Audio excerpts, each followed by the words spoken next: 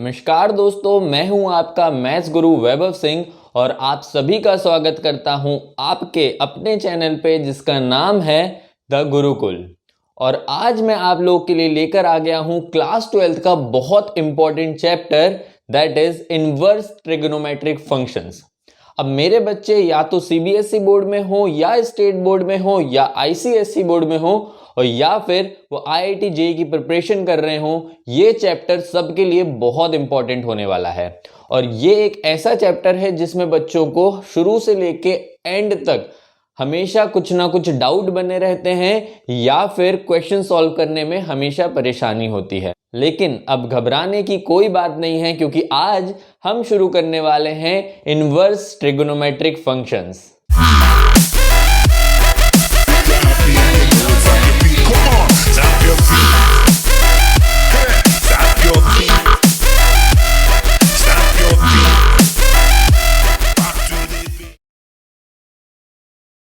तो चैप्टर शुरू करने के पहले थोड़ी सी बात तो बनती है। तो जैसे कि चैप्टर का नाम है इनवर्स ट्रिगोनोमेट्रिक फंक्शंस, तो ये तो बहुत क्लियर हो गया है कि यहाँ पर हम ट्रिगोनोमेट्रिक फंक्शंस के इनवर्स के बारे में पढ़ने वाले हैं। सो अगर हम थोड़ी सी देर के लिए ट्रिग्नोमेट्रिक फंक्शंस को साइड हटाएं और बात करें, क्या हर एक फंक्शन का इनवर्स निकालना पॉसिबल है? और अगर नहीं तो हमें कैसे पता चलेगा कि जो फंक्शन हमें गिवन है उसका इनवर्स हम निकाल सकते हैं या नहीं, मतलब उसका इनवर्स एग्जिस्ट भी करता है या नहीं। तो सबसे पहले हमें चेक करना होता है कि जो फंक्शन हमें गिवन है क्या उसका इनवर्स एग्जिस्ट करेगा, मतलब जो फंक्शन हमें गिवन है क्या वो इन्वर्टिबल है। इन्वर्टिबल फंक्शन का मतलब होता है वो फंक्शन जिसका इनवर्स एग्जिस्ट करता है। अगर फंक्शन इन्वर्टिबल नहीं है तो उस फंक्शन का इनवर्स एग्जिस्ट ही नहीं करेगा, राइट। अब दूसरी बात यह है कि हम कैसे चेक करेंगे कि द फंक्शन इज इन्वर्टिबल और नॉट। सो बहुत ही बेसिक सी कंडीशन होती है for a function to be invertible, and the condition is अगर मेरा फंक्शन बाइजेक्टिव है तो वो इन्वर्टिबल होगा, और अगर फंक्शन बाइजेक्टिव नहीं है तो वो फंक्शन इन्वर्टिबल नहीं होगा, या फिर हम दूसरे वर्ड्स में कह सकते हैं कि उस फंक्शन का इनवर्स एग्जिस्ट नहीं करेगा। Is that clear? बात यह है कि जिन बच्चों ने अभी तक क्लास 12th का रिलेशन एंड फंक्शंस नहीं पढ़ा है उन्हें ये पता ही नहीं होगा कि बाइजेक्टिव फंक्शंस क्या होते हैं। सो डू नॉट वरी, हम थोड़ा सा रिवाइज करते हैं अबाउट द बाइजेक्टिव फंक्शन। सो किसी भी फंक्शन को बाइजेक्टिव होने के लिए दो चीजें होना जरूरी हैं। मतलब मेरा फंक्शन अगर इंजेक्टिव है और सरजेक्टिव भी है, मतलब इंजेक्टिव होना भी जरूरी है और सरजेक्टिव होना भी जरूरी है। अब आपको तो इंजेक्टिव और सरजेक्टिव का भी मतलब नहीं पता, सो मैं यहां बता देता हूं। इंजेक्टिव मतलब वन वन फंक्शन, या फिर कई बार हम वन ऑन वन फंक्शन भी बोलते हैं, और सरजेक्टिव मतलब onto function, right. One one function क्या होता है ये हम एक एरो डायग्राम से समझते हैं। मान लेते हैं मेरा एक फंक्शन है from set A to set B, right. ये है सेट ए, ये है सेट बी। ए में मेरे पास एलिमेंट्स हैं से एक्स वाई और जेड, एंड बी में सपोजिंगली मेरे पास एलिमेंट्स हैं a b c and d. Is that clear? अब अगर मेरे सेट ए का हर एक एलिमेंट केवल एक ही एलिमेंट से लिंक्ड होगा सेट बी के, जैसे कि x is linked with a, y is linked with d and z is linked with b। तो यहां अगर हम ध्यान से देखें तो x, y और z तीनों की केवल एक ही इमेज है सेट b में। इस टाइप के फंक्शंस वन वन फंक्शंस कहलाते हैं। और वन वन नहीं होगा तो फंक्शन क्या होगा? अगर फंक्शन वन वन नहीं है तो वो मैनी वन होगा। उसका भी हम एक एग्जांपल देख लेते हैं।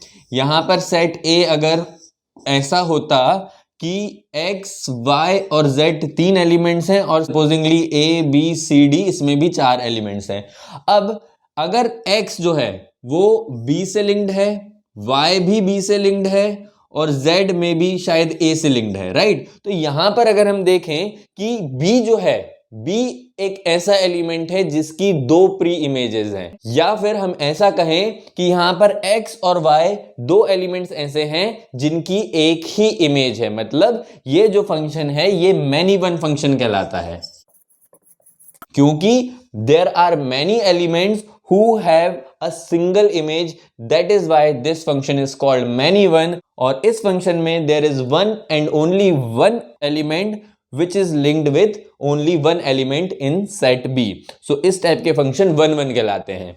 so मेरे फंक्शन को इन्वर्टिबल होने के लिए पहली कंडीशन जो है वो ये है that the function should be one one function. बात करें ऑन टू फंक्शन की, ऑन टू फंक्शन होता है अगर सेट बी का हर एक एलिमेंट सेट ए से लिंक्ड होगा तभी वो फंक्शन ऑन टू कहलाएगा।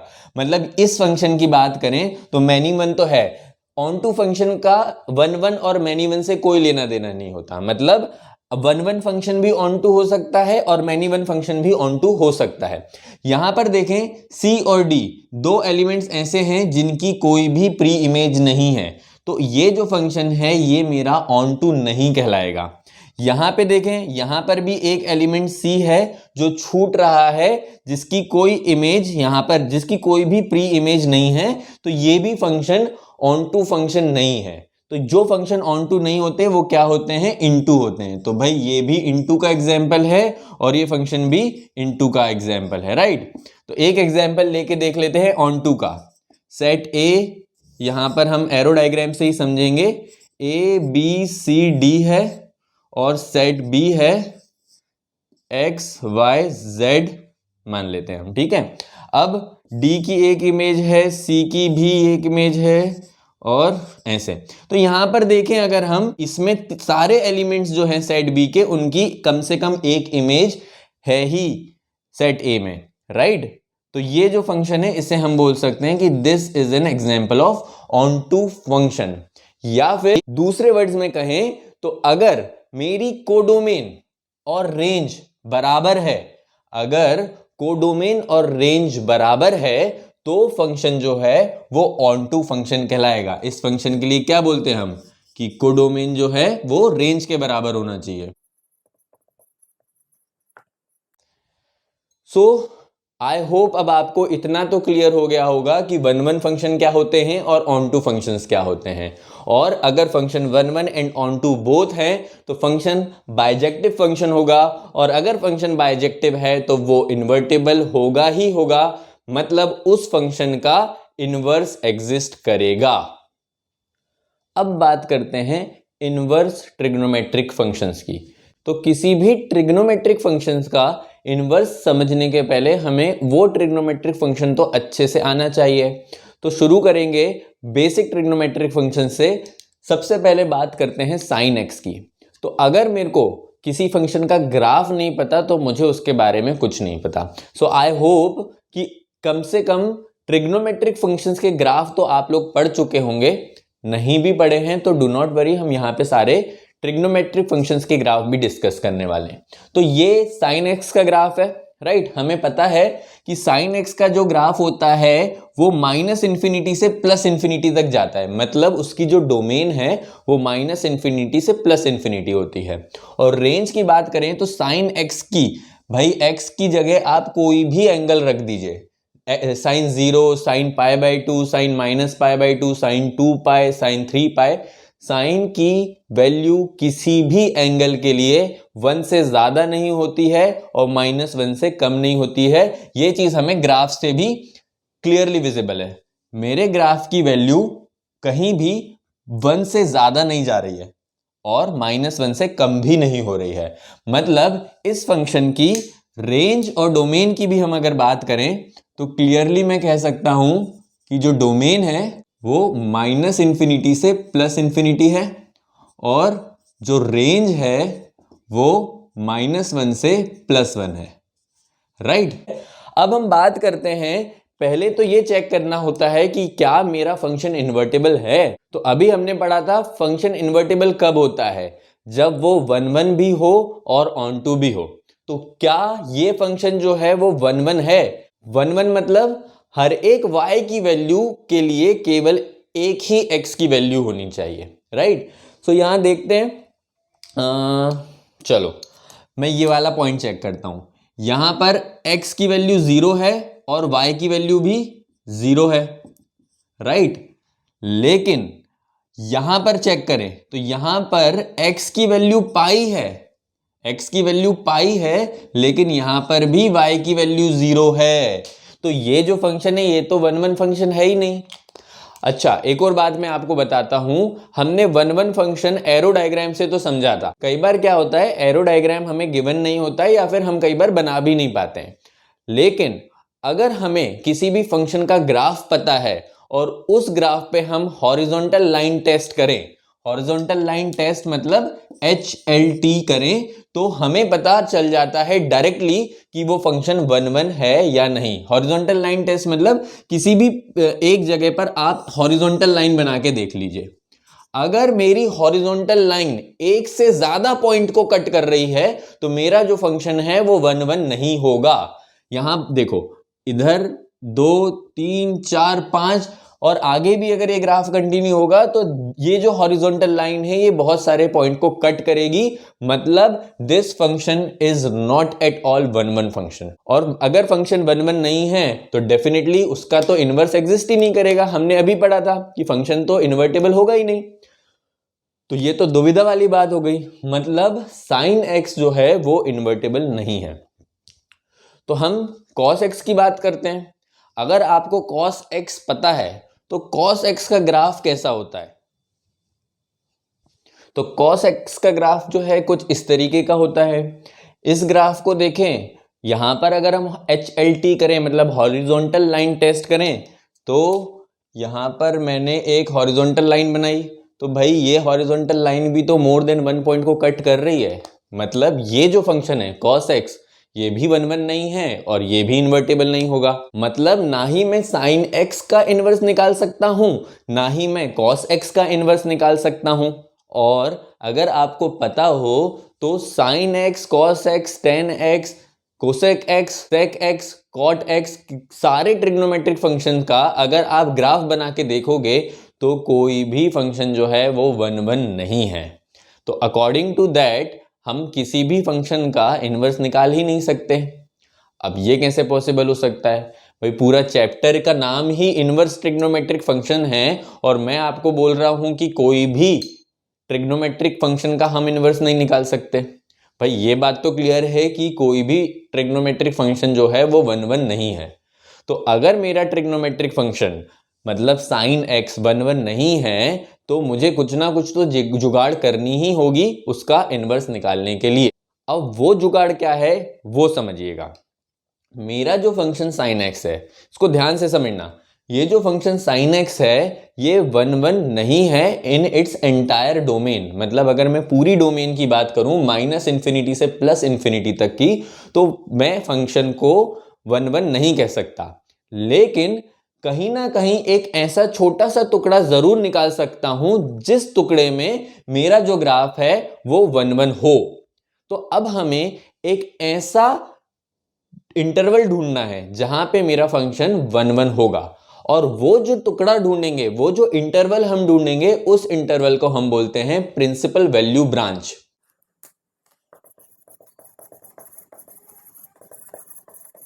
ठीक है, तो आइए देखते हैं ऐसा कौन सा पार्ट है, ऐसा कौन सा इंटरवल है जहां पर हम साइन एक्स को वन वन घोषित कर सकते हैं।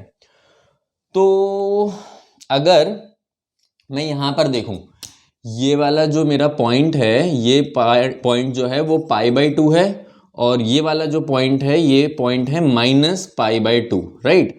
सो अगर मैं पाई बाई 2 से लेकर माइनस पाई बाई 2 तक का ग्राफ देखूं, राइट, इसको मैं शेड करता हूं। ये वाला जो ग्राफ मैं ब्लू से शेड कर रहा हूं, ये वाला जो ग्राफ है सिर्फ इतने से टुकड़े को अगर हम देखें और यहां पर HLT करके देखें, हॉरिजॉन्टल लाइन टेस्ट, तो क्या मेरी लाइन दो पॉइंट पे इंटरसेक्ट करेगी, दो पॉइंट पे कट करेगी? जी नहीं। मतलब माइनस पाई बाई 2 से लेके प्लस पाई बाई 2 एक ऐसा इंटरवल है जहां पर साइन एक्स जो है वो वन वन है और ऑन टू भी है। तो इस फंक्शन को, मतलब इस इंटरवल में जो मेरा साइन एक्स है, उस इंटरवल के लिए मैं उसका इनवर्स निकाल सकता हूं। अब यहां पर एक क्वेश्चन और अराइज होता है बहुत सारे बच्चों का कि सर आपने बोला -π/2 से +π/2 तक फंक्शन जो है वो 1 है, लेकिन सर अगर हम यहां से देखें π/2 से लेकर यहां अगर मैं देखूं 3π/2 तक, तो ये वाला जो ब्लैक वाला मैं शेड कर रहा हूं, ये वाला फंक्शन मतलब π/2 से लेके 3π/2 तक भी तो sin x जो है वो 1 है, मतलब वहां पे भी उसका इन्वर्स निकाला जा सकता है, बिल्कुल निकाला जा सकता है। अब और कुछ बच्चे बोलेंगे सर यहाँ 3π/2 से मैं 5π/2 लूंगा तो वहां पे भी फंक्शन 1 है और वहां पे भी इन्वर्स निकाला जा सकता है, बिल्कुल निकाला जा सकता है। लेकिन अगर हम हर एक बच्चा अलग अलग, हर एक इंसान अलग अलग इंटरवल पे लेके इन्वर्स निकालने बैठेगा तो सबके इन्वर्स फंक्शन की वैल्यू, सबका इन्वर्स फंक्शन अलग अलग आएगा, राइट। सो इस चीज को सॉल्व करने के लिए एक कमिटी बैठाई गई और एक यूनिवर्सल रूल निकाला गया, और वो रूल ये था कि हमें हमेशा 0 से π/2 वाला इंटरवल हमेशा ही लेना है। 0 से π/2 मतलब कि फर्स्ट क्वाड्रेंट जो है वो हमें हमेशा ही लेना पड़ेगा। अब अगर मुझे फर्स्ट क्वाड्रेंट लेना है तो या तो मैं फर्स्ट क्वाड्रेंट के आगे बढ़ूंगा या तो मैं फर्स्ट क्वाड्रेंट के पीछे बढ़ूंगा। अगर मैं फर्स्ट क्वाड्रेंट के आगे बढ़ता मतलब 0 से π/2 तो मुझे लेना ही है। अब π/2 से पाई भी अगर मैं ले लूं तो भाई देखो ऐसा ग्राफ बनता, ये 0 है, ये π/2 है, ये पाई है, तो 0 से पाई मेरा जो ग्राफ है वो इस तरीके का बन रहा है। और यहां मैं HLT करता तो मेरा ग्राफ जो है वो फिर से 2 पॉइंट को कट करता, मतलब 0 से पाई के बीच में मेरा फंक्शन 1 नहीं है। Is that clear? इसीलिए मुझे 0 से π/2 और पीछे जाना पड़ा, तो -π/2 से +π/2 एक ऐसा इंटरवल है जहां पर हमारा sin x वाला जो फंक्शन है वो 1 है, मतलब हम इस इंटरवल में उसका इन्वर्स निकाल सकते हैं। सो अब हम बात करते हैं कि sin x का इन्वर्स कैसे निकालेंगे। तो सबसे पहले हमने क्या बात करी कि पूरे sin x का इन्वर्स हम नहीं निकाल सकते, हम केवल एक छोटे से पार्ट में इन्वर्स निकाल सकते हैं। मतलब मैंने क्या करा है, दूसरे वर्ड में कहें तो मैंने sin x के डोमेन को रिस्ट्रिक्ट कर दिया है। तो सबसे पहले तो हम यहां पे लिखें कि रिस्ट्रिक्टेड डोमेन क्या हो गया है। तो रिस्ट्रिक्टेड डोमेन क्या अभी हमने देखा, -π/2 से +π/2 तक, ठीक है। तो अब मेरे लिए पूरे sin x के ग्राफ की कोई वैल्यू नहीं है, तो हम केवल sin x का ग्राफ देखेंगे हमारे रिस्ट्रिक्टेड डोमेन में। तो ये जो मेरा ग्राफ है ये हमारा sin x का रिस्ट्रिक्टेड ग्राफ है, मतलब रिस्ट्रिक्टेड डोमेन में मेरा जो sin x का ग्राफ है वो कुछ इस तरीके का दिखेगा, राइट। अब हम यहां से बनाएंगे sin इनवर्स x का ग्राफ। sin इनवर्स x का ग्राफ बनाने के लिए ये चीज ध्यान रखिएगा, जब मेरे sin x के ग्राफ के लिए x की वैल्यू यहां लिखी हुई है अपन ने, तो x की वैल्यू 0 थी तो y की वैल्यू भी 0 है। x की वैल्यू पाई छोड़ो, x की वैल्यू π/2 ले लेते हैं हम। जब x की वैल्यू π/2 है तो y की वैल्यू क्या आ गई, 1 आ गई, राइट। π/2 पे y की वैल्यू 1 है, और x की वैल्यू अगर हम -π/2 रखते तो y की वैल्यू कितनी हो जाती, -1 हो जाती। अब होता क्या है, ये जो वैल्यूज हैं ये sin x के लिए है। जब मैं sin इनवर्स x निकालूंगा, जब मैं sin इनवर्स x की बात करूंगा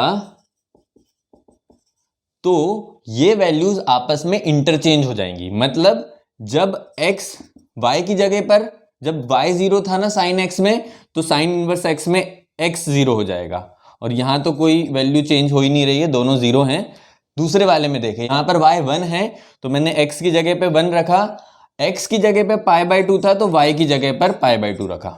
सिमिलरली जब x -1 होगा तो y की वैल्यू कितनी हो जाएगी, -π/2 होगी। हमने क्या करी, हमने सारी वैल्यूज को इंटरचेंज कर दिया है, राइट। अब इन वैल्यूज को प्लॉट करके हम अपना sin इनवर्स x का ग्राफ बना सकते हैं। कैसे बनेगा, देखिए ये y एक्सिस होती है, ये x एक्सिस होती है, x0 y0 तो भाई ये ओरिजिन वाला पॉइंट आ गया, x1 y π/2, तो x जब 1 होगा तो y कितना होगा, इसको हम +π/2 ले लेते हैं और इसको हम -π/2 ले लेते हैं। तो जब x1 है तो y π/2 यहां आ जाएगा, x जब -1 होगा ये +1, ये -1। x जब -1 होगा तो y -π/2 आ जाएगा, मतलब ये वाला पॉइंट, राइट। तो ये पॉइंट और ओरिजिन वाले पॉइंट को हमें ज्वाइन करना है, तो स्ट्रेट लाइन तो नहीं बनती है, ये एक कर्व बनता है। कैसा कर्व बनता है? इस तरीके का कर्व बनता है। तो ये जो ग्राफ बना है ये हमारा साइन इनवर्स x का ग्राफ बन गया है, राइट। ये x होता है और यहां पर हमारा फंक्शन होता है, right. So this is how we can draw the graph of inverse trigonometric function by using trigonometric function, ठीक है ना। अब इस साइन इनवर्स वाले ग्राफ के लिए भी हम डोमेन की बात कर लेते हैं। तो ध्यान देना, इसकी जो डोमेन है वो कितनी हो गई? -1 से +1 हो गई, -1 से +1 हो गई। और रेंज देखें अगर हम, तो रेंज कितनी हो गई? -π/2 से +π/2, -π/2 से +π/2। अब ध्यान से अगर हम इधर से कंपेयर करें तो इसकी डोमेन और इसकी डोमेन इंटरचेंज हो गई, मतलब साइन x की जो रेंज है वो साइन इनवर्स x की डोमेन हो गई, और साइन x की जो डोमेन है वो साइन इनवर्स x की रेंज हो गई। मतलब दोनों की रेंज और डोमेन आपस में इंटरचेंज हो गई हैं। इतना ध्यान देना कि ओरिजिनल साइन x का जो फंक्शन होता है उसकी डोमेन -∞ से +∞ होती है, लेकिन यहां पर हम रिस्ट्रिक्टेड डोमेन की बात करते हैं या फिर प्रिंसिपल वैल्यू ब्रांच की बात करते हैं, वो -π/2 से +π/2 है, राइट। सो ध्यान से देखेंगे तो रेंज और डोमेन जो है वो इंटरचेंज हो चुकी हैं। सो this is everything about sine inverse function. मतलब जो बच्चे क्लास 12 बोर्ड में हैं, CBSE, स्टेट बोर्ड या ICSE बोर्ड, उनके लिए हमारा जो साइन इनवर्स फंक्शन है वो समाप्त हो चुका है। लेकिन जो बच्चे जेई के लिए प्रिपरेशन कर रहे हैं, जेई में अपीयर होने वाले हैं, उनके लिए थोड़ी सी और इंफॉर्मेशन ज़रूरी है। तो साथ ही साथ साइन इनवर्स के बारे में वो इंफॉर्मेशन भी देख लेते हैं जो हमारे लिए जेई पॉइंट ऑफ व्यू से इंपॉर्टेंट है। तो एक चीज़ तो हमें ये समझना ज़रूरी है कि कोई भी फंक्शन का इनवर्स जब हम प्लॉट करते हैं, मतलब एक ही ग्राफ पे अगर हम वही फंक्शन भी प्लॉट करेंगे और उसका इनवर्स भी प्लॉट करेंगे, तो वो दोनों ग्राफ y = x की जो लाइन हम प्लॉट करते हैं उसके अलोंग सिमेट्रिक होंगे। फॉर एग्जाम्पल अगर हम यहीं पे देखें तो साइन x का जो ग्राफ है वो कुछ इस तरीके का दिखता है, और साइन इनवर्स x का जो ग्राफ है वो कुछ इस तरीके का दिखता है, राइट। तो यहां पे तो बहुत ज्यादा क्लियर नहीं बन पा रहा है, लेकिन y = x कहां पर बनती है? y = x एक ऐसी लाइन होती है जो ओरिजिन से पास होती है, राइट। तो ये मेरा साइन x का ग्राफ है ब्लू वाला, और ये जो ब्लैक वाला ग्राफ है ये हमारा साइन इनवर्स x का ग्राफ है। तो y = x जो लाइन मैंने ड्रॉ करी है उसके अलोंग दोनों ही जो है वो मिरर इमेज फॉर्म करेंगे, राइट। ये सिर्फ साइन के लिए नहीं है, किसी भी फंक्शन का ग्राफ जब हम बनाएंगे और उसका जो इनवर्स का ग्राफ बनेगा वो दोनों ग्राफ y = x एक्सिस के अलोंग मिरर इमेज फॉर्म करेंगे, राइट। अब बात करते हैं साइन इनवर्स x, मतलब ये जो हमारा ग्राफ बना है, साइन इनवर्स x का जो ग्राफ बना है, ये इसका बिहेवियर कैसा होता है। तो सबसे पहले बात करेंगे कि ये जो ग्राफ है ये कंटिन्यूअस है, मतलब f(x) = साइन इनवर्स x। ये जो मेरा साइन इनवर्स x का जो फंक्शन है, ये पहली चीज तो ये है कि ये कंटिन्यूअस है। कंटिन्यूअस का मतलब क्या होता है? ग्राफ से हमें अगर पता लगाना है कि हमारा फंक्शन कंटिन्यूअस है या नहीं, तो हमें सिर्फ इतना ध्यान देना है कि जब हम ये ग्राफ बना रहे हैं तो क्या हमें ग्राफ बनाते टाइम हमारा पेन को लिफ्ट करना पड़ रहा है, क्या हमें ग्राफ बनाने के टाइम पे पेन को उठाना पड़ रहा है। अगर नहीं तो हमारा फंक्शन कंटिन्यूअस कहलाएगा। यहां पर जब हम ये ग्राफ बनाते हैं तो हमें पेन को उठाने की जरूरत नहीं है, राइट। दूसरी चीज बात करें तो ये जो साइन इनवर्स x फंक्शन है ये एक इंक्रीजिंग फंक्शन है। ये सारी चीजें हम डिटेल में पढ़ेंगे आगे हर चैप्टर में, मतलब इंक्रीजिंग डिक्रीजिंग फंक्शन जो है वो हम पढ़ने वाले हैं एप्लीकेशंस ऑफ डेरिवेटिव में। तो ये सारी चीजें हम डिटेल में बाद में पढ़ने वाले हैं। यहाँ क्योंकि हम साइन इनवर्स की बात कर रहे हैं तो लगे हाथ ये सारी चीजें भी डिस्कस कर लेते हैं कि हमारा जो फंक्शन है उसका बिहेवियर कैसा होने वाला है। इंक्रीजिंग फंक्शन का मतलब ये होता है, अगर मुझे ग्राफ से देख के पता लगाना है कि मेरा फंक्शन इंक्रीजिंग है या डिक्रीजिंग है, तो हमें लेफ्ट टू राइट जाना होता है। लेफ्ट से राइट जाते हुए हमें ये देखना है क्या हमें ऊपर की तरफ जाना है, मतलब हमारा ग्राफ ऊपर की तरफ बढ़ रहा है या नीचे की तरफ बढ़ रहा है। अगर ग्राफ ऊपर की तरफ बढ़ रहा होता है तो वो इंक्रीजिंग होता है, अगर ग्राफ नीचे की तरफ आ रहा होता तो वो डिक्रीजिंग फंक्शन होता।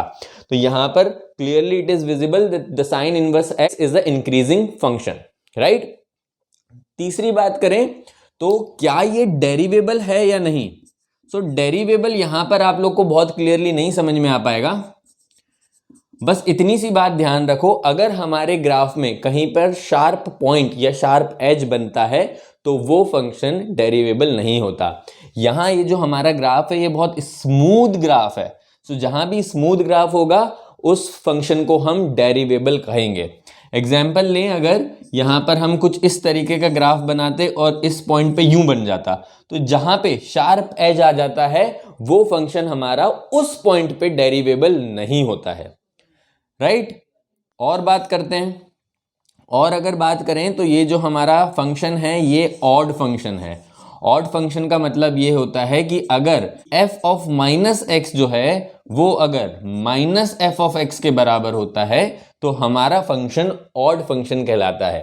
तो साइन इनवर्स के केस में अगर मैं साइन इनवर्स माइनस एक्स निकालूं तो that is equal to minus of sine inverse x, ठीक है। सो ये एक बहुत इंपॉर्टेंट प्रॉपर्टी भी है हमारे साइन इनवर्स फंक्शन की। और एट लास्ट बात करें तो ये जो फंक्शन है ये ए पीरियोडिक है।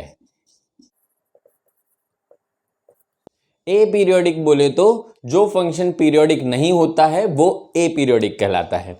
जैसे कि पीरियोडिक मतलब कि जो फंक्शन रिपीट होता है, जैसे साइन एक्स का जो हमने ओरिजिनल ग्राफ देखा था तो वो क्या हो रहा था, वो एक इंटरवल के बाद रिपीट हो रहा था, ठीक है। तो उस फंक्शन को हम पीरियोडिक बोलते हैं। और ये जो साइन इनवर्स का फंक्शन है ये रिपीट नहीं हो रहा है, तो इस फंक्शन को हम ए पीरियोडिक फंक्शन बोलेंगे। आगे बढ़ते हैं हमारे अदर ट्रिग्नोमेट्रिक फंक्शंस की तरफ। तो second one on the list is cos x। तो यहां पर हमने cos x का ग्राफ बनाया हुआ है, और जैसे कि हम पहले भी डिस्कस कर चुके हैं कि cos x भी हमारा इन्वर्टिबल फंक्शन नहीं होता है। मतलब हॉरिजॉन्टल लाइन टेस्ट हम कर चुके थे, हम इस पे हॉरिजॉन्टल लाइन बनाएंगे तो मल्टीपल पॉइंट्स पे हमारी लाइन कट करेगी। That means the function is not 1 1, and if the function is not 1 1 it cannot be an invertible function. So जैसे कि हमने sin x के डोमेन को रिस्ट्रिक्ट करा था उसी तरीके से हम cos x के भी डोमेन को रिस्ट्रिक्ट करने वाले हैं।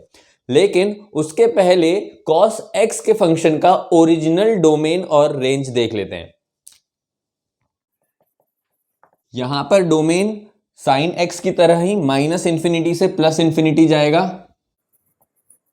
और इसका जो रेंज है वो भी -1 से +1 के बीच में वेरी कर रहा है। अब बात करते हैं कि इस फंक्शन को हम रिस्ट्रिक्ट कहां से कहां तक करेंगे।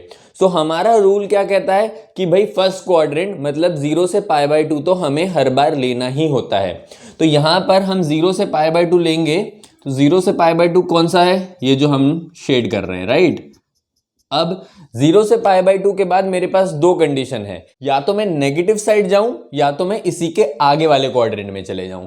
तो अगर हम नेगेटिव साइड जाते हैं मतलब 0 से -π/2 की तरफ जाएंगे तो हमारा जो फंक्शन है वो फिर से इन्वर्टेबल नहीं रहेगा और हमारा मोटिव है फंक्शन को इन्वर्टेबल बनाना। तो यहां पर हम क्या करेंगे, 0 से π/2 तो हमको लेना ही लेना होता है। अब अगर हम π/2 से और आगे जाते हैं मतलब π/2 से लेकर इस पॉइंट तक जो कि है पाई, तो अगर हम π/2 से पाई तक जाएंगे तो अब ध्यान से देखें तो हमारा जो ग्राफ है फंक्शन का वो 1 1 शो कर रहा है। मतलब इस इंटरवल में हमारा जो फंक्शन है cos x वो हो जाएगा इन्वर्टिबल। तो रिस्ट्रिक्टेड डोमेन अगर पूछा जाए तो रिस्ट्रिक्टेड डोमेन क्या हो जाएगी, रिस्ट्रिक्टेड डोमेन हो जाएगी 0 से लेकर पाई तक।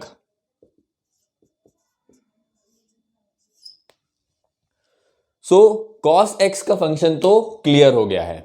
अब बात करते हैं कि cos x से cos इनवर्स x कैसे बनाएंगे। तो सबसे पहले तो ये जो इतना बड़ा हमारे पास ग्राफ है उसको हम हटा देते हैं, केवल उतना ही ग्राफ रखेंगे जितने की हमें जरूरत है। तो ये आ गया है हमारे cos x का graph in the restricted domain. बात करते हैं कि इधर से अब हम cos इनवर्स x कैसे प्लॉट करेंगे। तो जैसे कि हमने sin x में वैल्यूज ली थी, यहां पर भी हम कुछ वैल्यूज ले लेते हैं। जब हमारे x की वैल्यू 0 थी तब y की वैल्यू कितनी है, तब हमारे पास y की वैल्यू है 1। क्लियर है। आगे बढ़ते हैं, जब हमारे x की वैल्यू π/2 है तब हमारे पास y की वैल्यू आ रही है 0। भाई जब x π/2 है तो y तो 0 है, और जब x और आगे जाता है पाई तब हमारी y की वैल्यू हो गई, कितनी हो गई, -1। ये जो हमारी वैल्यू है ये है -1, राइट। तो x की अलग अलग वैल्यूज के लिए हमने y की वैल्यू लिख ली। हमने लास्ट में देखा था कि जब हम इनवर्स फंक्शन निकालते हैं तो x और y की वैल्यूज इंटरचेंज हो जाती हैं। तो जब हमें cos इनवर्स x प्लॉट करना होगा, ये हम बनाएंगे cos इनवर्स x का ग्राफ। ठीक है, cos इनवर्स x के ग्राफ के लिए ये वैल्यूज को हमें इंटरचेंज करनी होती हैं। तो कर लेते हैं इंटरचेंज। कैसे करेंगे, x जब 1 होगा तब y 0 हो जाएगा, x जब 0 होगा तब y π/2 हो जाएगा, और जब x -1 होगा तब y कितना हो जाएगा, तब y हो जाएगा पाई। क्लियर हो गई बात। सो इस ग्राफ को थोड़ा अच्छे से प्लॉट कर लेते हैं हम। ये हमारी x एक्सिस है, ये हमारी y एक्सिस है, राइट। तो 0, 1 और -1, x क्या है, यहां पर 0 है, ये 1 है और ये -1 है। ठीक है, तो x 0 है तब y कितना है, π/2। तो इस वैल्यू को हम π/2 बोलते हैं। और जब x 1 है मतलब ये, तब y की वैल्यू कितनी है, 0 है, तो मतलब ये एक पॉइंट हो गया। और जब x की वैल्यू -1 है तब y की वैल्यू है पाई। तो यहां पर अगर π/2 है तो पाई हो जाएगा कहीं यहां पर, ठीक है ना। तो ये हो जाएगा हमारे पास एक पॉइंट। तो 1, 2 और 3, इन तीनों पॉइंट्स को ज्वाइन करना है, और ज्वाइन कुछ इस तरीके का स्मूथ कर्व हमें मिलने वाला है। सो क्लियरली अब हमारा cos इनवर्स x का भी ग्राफ यहां पर हमें मिल चुका है। क्लियर हो गई बात। बात करते हैं cos इनवर्स x के डोमेन और रेंज की। सो डोमेन क्या है, -1 से +1, -1 से +1। रेंज क्या हो जाएगी, रेंज हो जाएगी 0 से लेकर पाई। यहां की जो रेंज है वो 0 से पाई के बीच में आ रही है। सो क्लियरली हमें cos इनवर्स x की डोमेन और रेंज भी मिल चुकी है, राइट। और सिमिलरली जैसे हमने बात करी थी कि किसी भी फंक्शन को अगर हम उसके इनवर्स के साथ प्लॉट करेंगे तो y = x वाली लाइन के अराउंड वो क्या होगा, सिमेट्रिक होगा, मतलब मिरर इमेज शो होगी। अब हम cos इनवर्स x की भी कुछ बात कर लेते हैं, जैसे कि हमने sin इनवर्स x के बारे में बात करी थी। तो ये जो फंक्शन है ये कैसा है, सबसे पहले तो हमें क्लियरली दिख रहा है कि ये कंटिन्यूअस है। दूसरी चीज हमने क्या बोला था, लेफ्ट से राइट की तरफ आते टाइम अगर हमें नीचे की तरफ, अगर हमारा ग्राफ नीचे की तरफ जाता हुआ दिखे तो हमारा फंक्शन हो जाता है डिक्रीजिंग। ठीक है, आगे बात करते हैं डेरिवेबल। कहीं पे हमें पॉइंट नहीं दिख रहा है, शार्प एज नहीं दिख रहे हैं, तो हम बोलेंगे द फंक्शन इज डेरिवेबल। फिर नेक्स्ट हमने बात करी थी इवन और ऑड फंक्शन की। तो ये जो cos इनवर्स है ये ना ही इवन है ना ही ऑड है, मतलब नाइदर ऑड नॉर इवन, इसे हम बोलेंगे नन, राइट। लास्ट हमने बात करी थी कि फंक्शन पीरियोडिक है या नहीं, तो सेम साइन इनवर्स की तरह cos इनवर्स भी अपीरियोडिक होता है। बल्कि फॉर दैट मैटर अगर हम बात करें तो सारे इनवर्स ट्रिग्नोमेट्रिक फंक्शन जो हैं वो अपीरियोडिक ही होने वाले हैं। तो आगे बढ़ते हैं, मूव करते हैं हमारे नेक्स्ट ट्रिग्नोमेट्रिक फंक्शन की तरफ, दैट इज tan x। तो 10x का ग्राफ हमें यहाँ पे दिख रहा है। 10x का जो ग्राफ है वो थोड़ा सा टिपिकल होता है। टिपिकल इसलिए होता है क्योंकि ये जो ग्राफ है ये बेसिकली कंटिन्यूअस नहीं है। ध्यान से अगर हम देखें तो हर ऑड पाई बाय 2 के इंटरवल पे जो फंक्शन है उसकी वैल्यू इंफिनिटी जा रही है। मतलब सबसे पहले देखें तो पाई बाय 2 पे जो हमारे ग्राफ की वैल्यू है, जो 10x की वैल्यू है वो इंफिनिटी हो रही है। तो देखेंगे पाई बाय 2 पे भी हमारा ग्राफ इंफिनिटी की तरफ जा रहा है। फिर 3 पाई बाय 2 पे अगर हम देखें तो भी हमारा ग्राफ इंफिनिटी की तरफ जा रहा है। और अगर ओरिजिन के लेफ्ट साइड में देखेंगे तो नेगेटिव पाई बाय 2 पे भी जो ग्राफ है वो इंफिनिटी जा रहा है। और ऐसे अगर हम सारे ऑड मल्टीपल देखेंगे, मतलब 5 पाई बाय 2, 7 पाई बाय 2, तो ये सारे odd multiples of pi by 2 पे जो हमारा फंक्शन है वो इंफिनिटी हो रहा है, राइट। तो यहां पर अगर हम डोमेन और रेंज की बात करें तो इस फंक्शन का जो डोमेन है, domain is what, domain is minus infinity से प्लस इंफिनिटी, लेकिन हमें यहां पर ऑड पाई बाय 2 के मल्टीपल्स छोड़ने पड़ेंगे। मतलब इसमें से हमें क्या माइनस करना है, 2n plus 1 upon 2 into pi. इसीलिए मैंने कहा था कि ये फंक्शन थोड़ा सा कंफ्यूजिंग है, बहुत ज्यादा नहीं, बस इतना सा आपको ध्यान रखना है कि केवल पाई बाय 2 के ऑड मल्टीपल्स पे फंक्शन डिफाइंड नहीं है या फिर फंक्शन इंफिनिटी है, राइट। अगर रेंज की बात करें तो रेंज बहुत क्लियरली विजिबल है कि मेरी जो y की वैल्यू है वो माइनस इंफिनिटी से प्लस इंफिनिटी तक सारी वैल्यूज ले रहा है। सो हमारी रेंज हो जाएगी माइनस इंफिनिटी से plus infinity. This is very clear. So this is all about 10x। अब हर बार की तरह इस बार भी हमें यही प्रॉब्लम आ रही है कि the function is not invertible, क्योंकि ये जो फंक्शन है वो 1-1 फंक्शन है ही नहीं।